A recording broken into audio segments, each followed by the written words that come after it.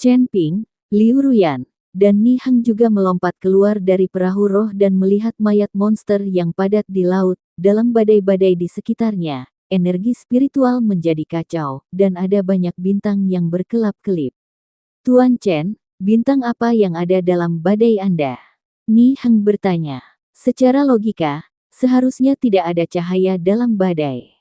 Seharusnya itu adalah cahaya yang dipancarkan oleh beberapa batu atau harta spiritual. Di lautan luas ini, apapun bisa ada.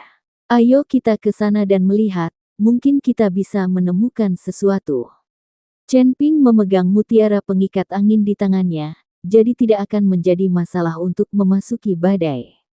Seluruh perahu roh dapat dilindungi, jadi sangat mudah bagi mutiara angin tetap untuk melindungi mereka bertiga. Rekan Daois Chen, bisakah kamu membawaku bersamamu? Saat ini, Chen Wenliang mendekat dan bertanya. Dia telah lama melihat bahwa Chen Ping ingin memasuki badai. Biksu lain tidak dapat masuk, tetapi Chen Ping tidak memiliki masalah karena Chen Ping memiliki mutiara pengikat angin. Presiden Chen, tentu saja Anda bisa. Chen Ping langsung setuju. Kelompok itu perlahan-lahan mendekati badai di tepi badai. Ketika mereka memasuki badai, mereka menemukan banyak batu spiritual beterbangan di udara. Batu spiritual macam apa ini yang memancarkan cahaya yang begitu menyilaukan? Ni Heng bertanya dengan rasa ingin tahu. Batu pengisi emas, ini adalah batu pengisi emas. Kristal jenis ini sangat berharga. Chen Wenliang melihat batu spiritual itu dan berteriak dengan semangat. Apa batu penambalnya? Chen Ping bertanya. Rekan Daois Chen, batu pengisi emas ini adalah batu spiritual yang sangat langka. Batu ini tidak hanya dapat meningkatkan kultivasi Anda, tetapi yang terpenting, ini sangat membantu bagi para biksu yang mempraktikkan asal-usul emas. Namun di 5 wilayah besar surga dan dunia manusia, batu spiritual jenis ini sangat langka, namun saya tidak menyangka ada begitu banyak di wilayah laut ini. Ternyata batu pengisi emas ini adalah semuanya di laut, kata Chen Wenliang.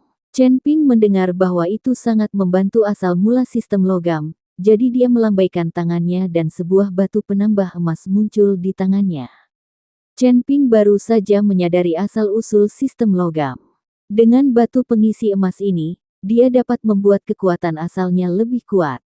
Ayo kita lakukan bersama-sama, tapi jangan terlalu jauh dariku, jika tidak, mutiara pengikat angin tidak akan berpengaruh.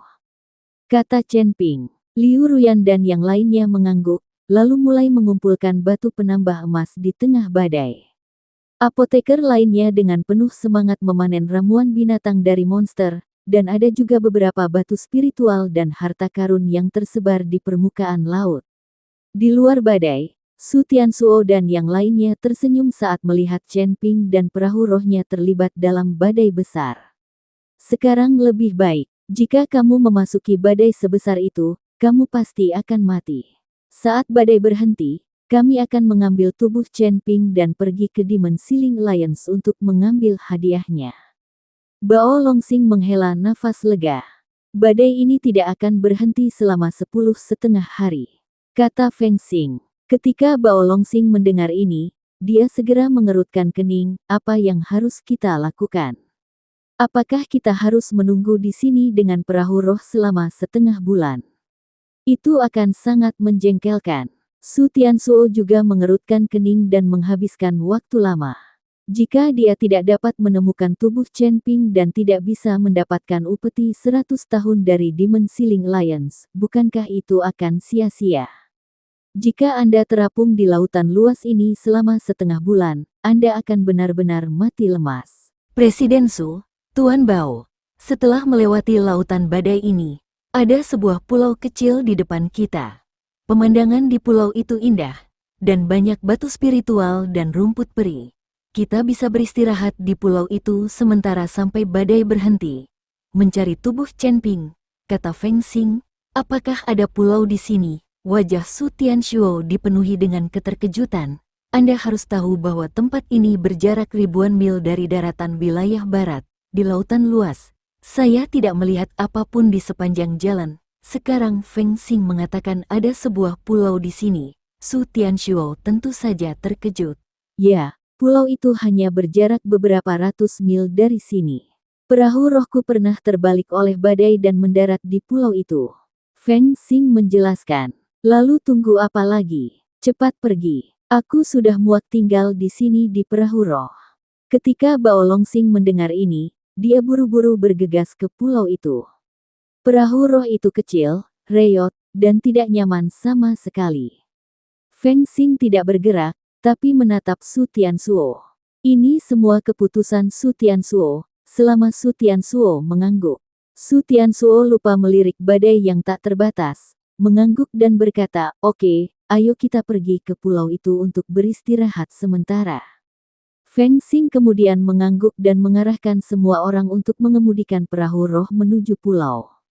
Saat ini, Chen Ping dan yang lainnya di tengah badai masih tenggelam dalam kegembiraan.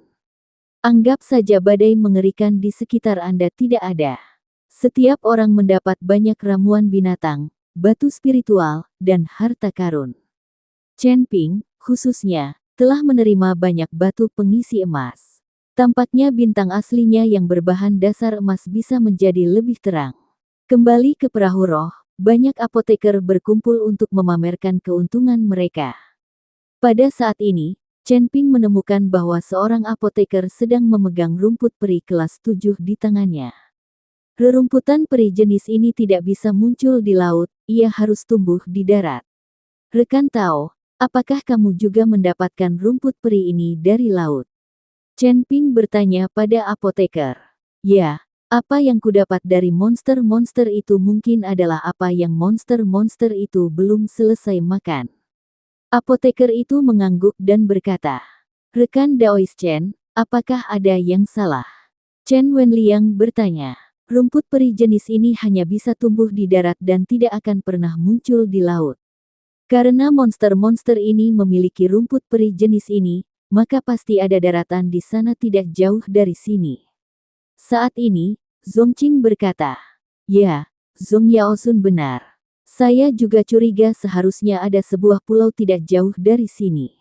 Chen Ping mengangguk dan berkata, "Kalau ada pulau, pasti ada rumput peri dan banyak batu spiritual yang berharga. Lagi pula, pulau itu jauh dari daratan dan belum ada yang menginjakkan kaki di sana. Bukankah kita akan menjadi kaya sekarang? Ini perjalanan yang berharga. Ini perjalanan yang berharga. Mereka yang kembali ke wilayah barat pasti akan menyesalinya sampai mati."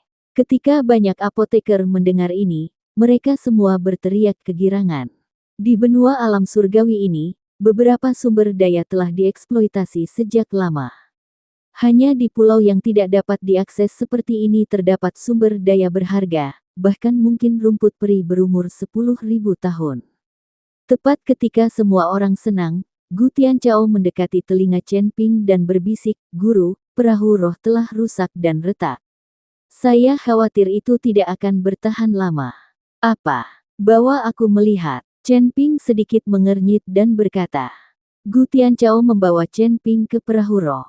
Chen Wenliang dan yang lainnya melihat ini dan mengikutinya. Di tengah perahu roh terdapat formasi kecil.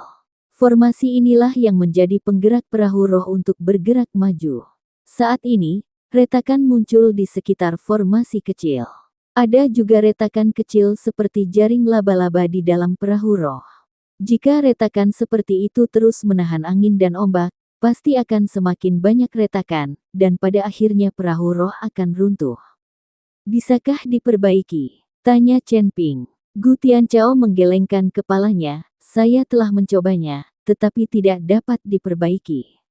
Sekarang kita hanya dapat menemukan tanah secara perlahan dan kemudian membangun perahu spiritual." Sekarang perahu roh ini tidak dapat membawa kita kembali ke benua barat.